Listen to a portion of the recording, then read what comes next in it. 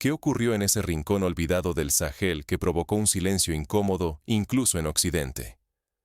En un lugar casi invisible en los mapas, llamado Tindabawan, se produjo un hecho que alteró la percepción mundial sobre la seguridad africana. Un nombre extraño, poco conocido incluso por los expertos en geopolítica. Pero aquel día se volvió el centro de una transformación histórica, el epicentro de una narrativa que cambiaría el destino del continente africano. Imagina la escena. Un pueblo polvoriento, alejado de cualquier carretera asfaltada, donde el horizonte se confunde con el desierto, y la vida se sostiene gracias a una obstinada resistencia. Tindabawan, ese remoto enclave cerca de la frontera entre Mali y Níger, fue testigo de un momento decisivo. La Alianza de Estados del Sahel, conocida como la AES, ejecutó su primera operación militar conjunta. 3 naciones, Burkina Faso, Mali y Níger, dejaron de esperar ayuda extranjera y decidieron actuar, hombro con hombro, bajo una sola bandera, con un propósito común que trascendía las diferencias históricas y culturales. Sin embargo, el ataque fue mucho más que una mera acción militar. Tindabawan representó el instante en que África tomó el control de su propio destino en materia de seguridad. No solo se enfrentaron a los insurgentes, enviaron un mensaje claro y rotundo. La era de la dependencia había llegado a su fin, y el continente estaba listo para escribir su propia historia, sin tutores externos ni soluciones importadas. Las consecuencias de esa operación cruzaron continentes y océanos. Desde Washington hasta París, pasando por Bruselas y Londres, los gobiernos occidentales observaron en silencio, entendiendo que se estaba forjando una nueva narrativa africana.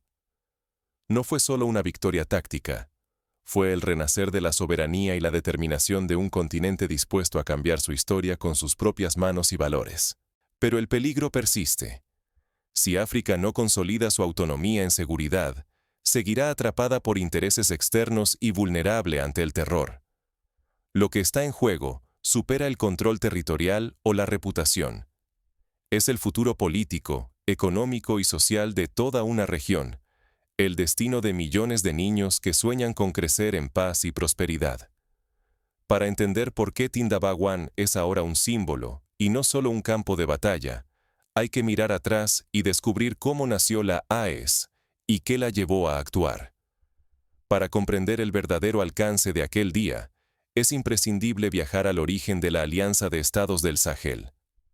Solo así se entiende por qué la operación en Tindabawan lo cambió todo, marcando un antes y un después en la política de seguridad africana. Todo comenzó con una alianza nacida de la urgencia y la desconfianza hacia el occidente.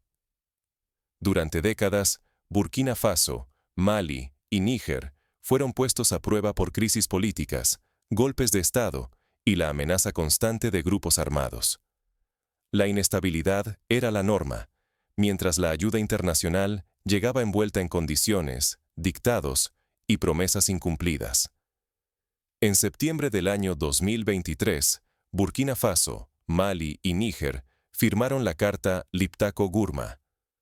Fue más que un pacto, era un compromiso de defensa mutua ante amenazas compartidas y el inicio de una etapa en la que unirían destinos frente a un enemigo común. La carta no solo fue un documento, fue una declaración de intenciones. Esos países, hasta entonces dependientes de tropas extranjeras y recetas de seguridad impuestas desde fuera, anunciaron ante el mundo: nos defenderemos juntos. Durante años, estos países del Sahel dependieron de tropas extranjeras y modelos de seguridad diseñados en París, Washington o Bruselas. Sin embargo, los resultados brillaban por su ausencia. Los grupos armados seguían expandiéndose, mientras la población sentía que la ayuda internacional no solucionaba la raíz del problema. Ejércitos extranjeros patrullaban las ciudades, pero las aldeas seguían vulnerables. Los acuerdos de paz se firmaban en despachos lejanos, pero la violencia persistía en el terreno. El fracaso de este modelo externo hizo urgente una respuesta propia. Los líderes del Sahel, cansados de promesas y asistencias condicionadas, decidieron que era el momento de tomar las riendas. Así, en julio del año 2024, nació la Alianza de Estados del Sahel, o AES, una confederación con una ambición clara: coordinar la defensa, compartir inteligencia y actuar bajo un solo mando. El objetivo era tan simple como revolucionario: dejar de ser peones en el tablero internacional y convertirse en arquitectos de su propia seguridad. En el centro de este cambio surgió Ibrahim Traoré. Joven, decidido y carismático, Traoré se consolidó como el líder capaz de impulsar una visión audaz: una región, un ejército, una misión. Bajo su liderazgo, la AES dejó de ser solo una idea y se volvió un motor real de transformación. Traoré fue el primero en recibir el pasaporte de la AES, símbolo tangible de la nueva identidad colectiva. Su discurso fue claro: no seremos más un laboratorio de estrategias ajenas. Seremos el ejemplo de una África que se protege y se respeta. El nacimiento de la AES implicó mucho más que un cambio institucional. Fue un giro ideológico. Los nuevos líderes rechazaron el neocolonialismo y proclamaron la autosuficiencia como pilar del futuro. Decidieron que el Sahel no sería más un peón en el tablero internacional, sino el arquitecto de su propio destino. Recordemos otros momentos históricos similares. En Asia, la independencia de la India, lograda gracias a la determinación y organización interna, marcó un precedente. En América Latina, la independencia de los países sudamericanos frente a España no se consolidó hasta que los líderes locales asumieron el control de sus movimientos. Sin este giro, la región habría seguido siendo un terreno de juego para intereses externos y un refugio para insurgentes. El Sahel necesitaba demostrar su capacidad para proteger a su gente y controlar su destino, sin tutelas ni interferencias. El ejemplo de Vietnam, que tras décadas de intervención extranjera finalmente alcanzó estabilidad y desarrollo tras afirmar su soberanía, resuena en las decisiones de la AES. Pero para que el mundo creyera en esta nueva alianza, hacía falta algo más que discursos y papeles. Era necesaria una acción concreta, visible y contundente. Así nació el Plan de Tindabawan. La operación sería el primer gran examen de la AES, una prueba que pondría en juego su reputación y su futuro. El Plan de Tindabawan no era solo una operación militar, era la prueba definitiva para la AES. Todo el prestigio y la credibilidad de la alianza dependían de su éxito. Si fracasaban, la narrativa de la incapacidad africana se reforzaría. Si triunfaban, abrirían una puerta a una nueva era de confianza y colaboración regional. Durante muchos años, los grupos yihadistas se movieron como sombras, dominando el Sahel gracias al miedo y la velocidad. En este vasto desierto, su enemigo era invisible. Convertían rutas y aldeas remotas en campos minados donde la muerte podía llegar sin previo aviso. Ninguna frontera los detenía. Cruzaban líneas nacionales como si fueran arena, alimentando la pesadilla de millones de personas atrapadas entre el terror y la incertidumbre. Por más de una década, el Sahel ha sangrado bajo el azote de dos fuerzas letales: Jamaat Nasr al-Islam wal-Muslimin, brazo de Al-Qaeda, y el Estado Islámico del Gran Sahara. Estos insurgentes han tejido redes que ignoran los mapas, avanzando con rapidez en motocicletas, vehículos furtivos y sendas secretas, dejando tras de sí secuestros, asesinatos y ataques brutales. A diferencia de los ejércitos convencionales, su estructura es flexible, descentralizada y difícil de erradicar. Operan en células pequeñas, adaptándose al terreno y utilizando la información local para anticipar los movimientos de las fuerzas estatales. Su táctica no es solo militar, sino psicológica. Buscan imponer terror, desmoralizar comunidades y sembrar desconfianza hacia cualquier autoridad estatal. Los pueblos son atacados de noche, los mercados asaltados a plena luz del día. Los líderes comunitarios son eliminados, cortando cualquier intento de resistencia. Así mantienen el control, no solo por sus armas, sino por el miedo instalado en cada hogar. Este patrón de violencia recuerda a las tácticas empleadas por la guerrilla en Colombia, donde el miedo y la intimidación permitieron a grupos armados mantener el control sobre vastos territorios durante años. El punto de quiebre llegó en agosto del año 2024, con la masacre de Barcelago. En un solo ataque, más de 600 personas civiles murieron a manos de yihadistas vinculados a JNIM. Ese horror no solo estremeció a Burkina Faso, fue una alarma para toda la región, evidenciando que la amenaza era profunda y letal. Este tipo de tragedia tiene paralelos históricos, como la masacre de Srebrenica en Bosnia, que sacudió la conciencia internacional y obligó a replantear las estrategias de intervención y protección de civiles. ¿Dónde se ocultan los responsables de tanta violencia? ¿Dónde hallan refugio estos fantasmas? La respuesta: lugares como Tindabawan. Casi invisible en los mapas, Tindabawan era apenas un punto olvidado cerca de la frontera entre Mali y Níger, sin carreteras asfaltadas ni ayuda internacional. Allí, los yihadistas encontraron su santuario, lejos de cualquier vigilancia. Era un territorio de nadie, donde la ley era dictada por el más fuerte, y la ausencia del Estado era aprovechada por los insurgentes. Durante 6 meses, Tindabawan se transformó en mucho más que un escondite. Fue el corazón logístico de la insurgencia, centro de reabastecimiento, punto de reunión y base para planear nuevos golpes. Motocicletas y bidones de combustible llegaban bajo el amparo de la noche, mientras líderes y combatientes intercambiaban información y planeaban ataques contra pueblos indefensos. Este modelo de santuario es similar al que utilizaron los talibanes en las zonas montañosas de Afganistán, donde la geografía y la falta de presencia estatal permitieron la consolidación de bases de operaciones durante años. La existencia de estos santuarios es una amenaza existencial para toda la región.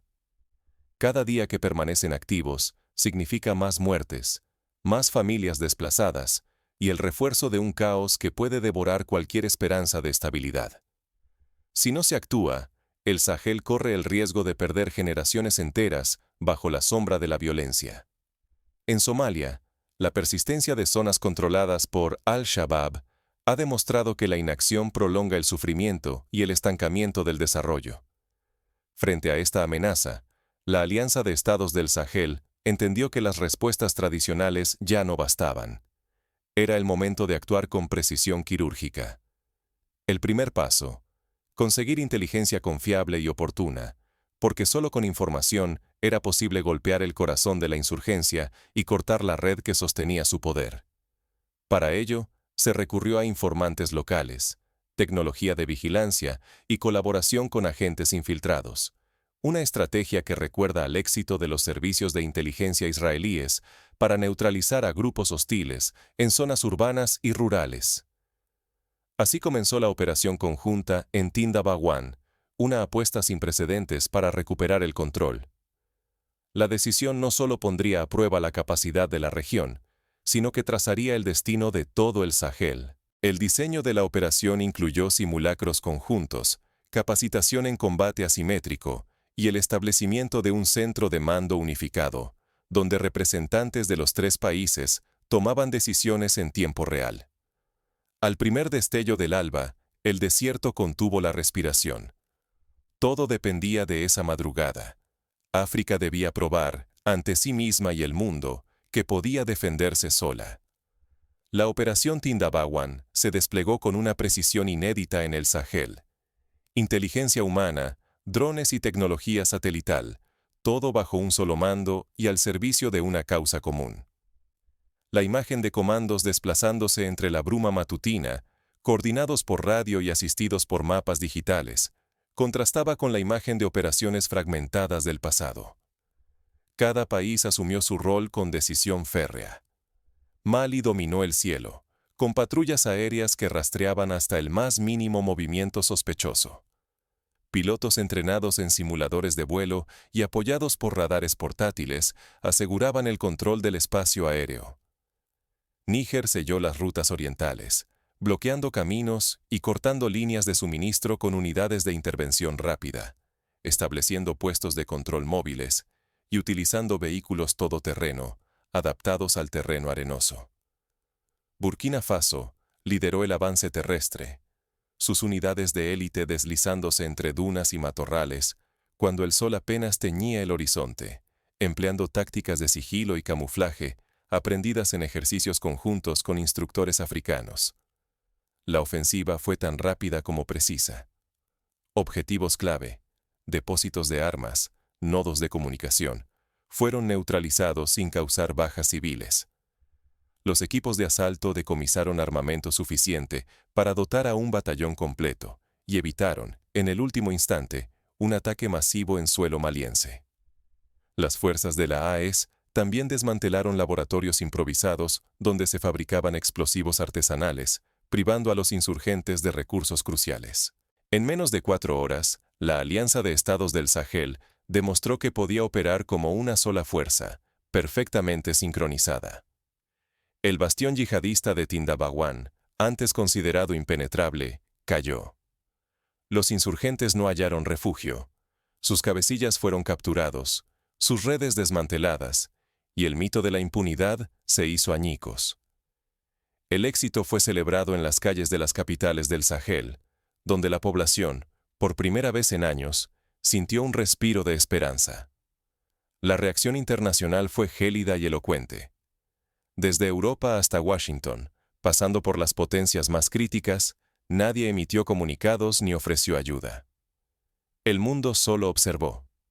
Para algunos fue un voto tácito de confianza, para otros una resignación ante la nueva realidad.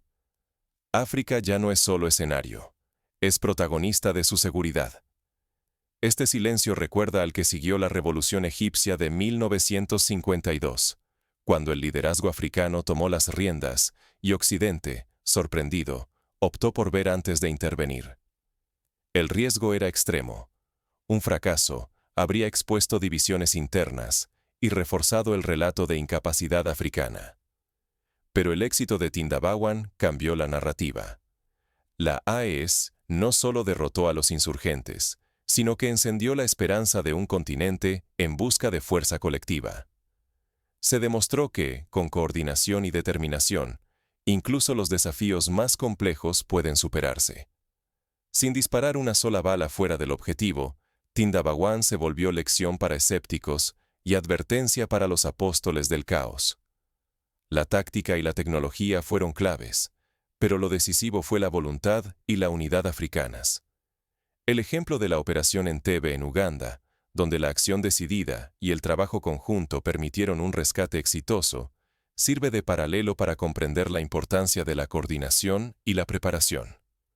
Ahora, la AES enfrenta la mirada expectante de millones. ¿Podrá sostener esta nueva era de confianza y liderazgo en el continente? El desafío es inmenso. Mantener la cohesión, fortalecer las instituciones y evitar la tentación de volver a patrones de dependencia. La historia de la Unión Africana muestra que la unión es posible, pero requiere voluntad política y compromiso sostenido.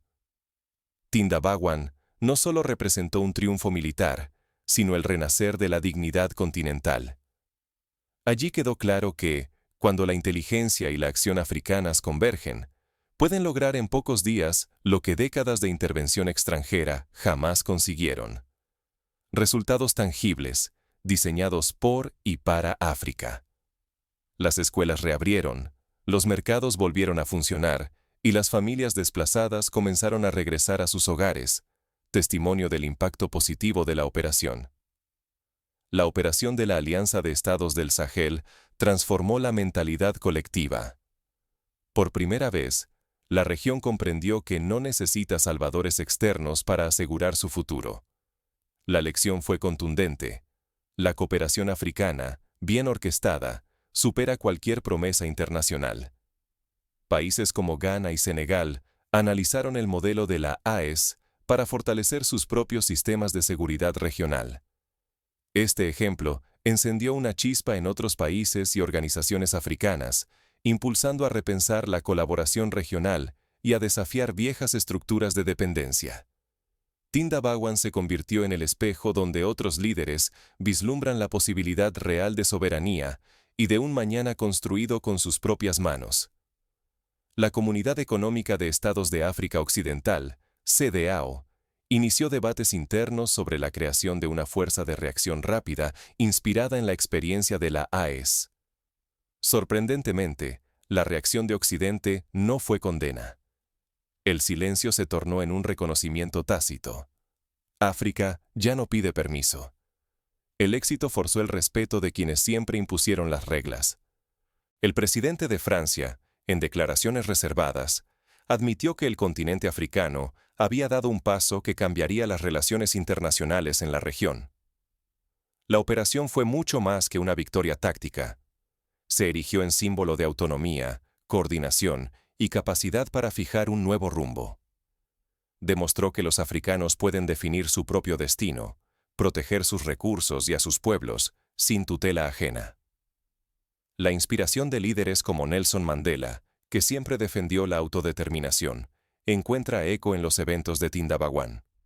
Sin embargo, este logro trae nuevos desafíos. Si África no aprende de Tindabaguán, podría retroceder hacia la fragmentación y la dependencia. Mantener y expandir este modelo exige compromiso constante, visión compartida y valentía para decir basta a intereses foráneos. La historia de la Unión Soviética enseña que la desunión interna puede hacer tambalear incluso a las alianzas más fuertes. Así, la pregunta clave recae sobre cada líder, soldado y ciudadano. ¿Seguirás esperando permiso o escribirás tu propia historia? ¿Serás parte de quienes construyen o de quienes observan desde la barrera? El eco de Tindabaguán resuena más allá de las fronteras del Sahel. Ahora, la mirada está puesta en cómo África responderá a este llamado de autonomía. El reto es monumental, pero las bases están sentadas. Cooperación, confianza y una convicción inquebrantable de que el futuro se forja con acción. La próxima victoria africana no será un relato ajeno ni un obsequio. Será escrita por manos africanas, en lenguas propias y con un pulso firme que no admite interferencias. Tindabaguán fue mucho más que un operativo militar. Fue el principio del fin de la dependencia y la ruptura de un ciclo donde el futuro de África se decidía desde lejos. Hoy, la soberanía africana ya no es un sueño abstracto, sino una realidad que exige coraje y acción. La operación de la Alianza de Estados del Sahel probó que la seguridad no se implora, se conquista. Esperar salvadores externos solo perpetúa la fragilidad. Solo asumiendo plena responsabilidad se gana respeto y se protege de verdad a los ciudadanos. El destino de todo un continente depende de la voluntad de actuar, no de la paciencia para esperar. Nadie regalará a África su autonomía ni su dignidad. Deben ganarse cada día, en cada decisión, en cada sacrificio. En esta apuesta están en juego la reputación, los recursos y el futuro político de millones de africanos. Los niños del Sahel, que ahora pueden caminar a la escuela sin temor, son el mejor testimonio de lo que está en juego. La lección es contundente. El tiempo de depender, de callar y de dudar ha terminado. Tindabaguán es solo el inicio de una nueva narrativa africana, una que exige tomar posición. ¿Serás parte de esa historia o dejarás que otros la escriban por ti? La respuesta está en el pulso firme de quienes decidieron actuar. En cada rincón del Sahel, la pregunta sigue latiendo. ¿Quién decide el futuro de África? Hoy, la AES ha demostrado que la respuesta puede y debe ser los propios africanos. Y esa, sin duda, es la victoria más grande.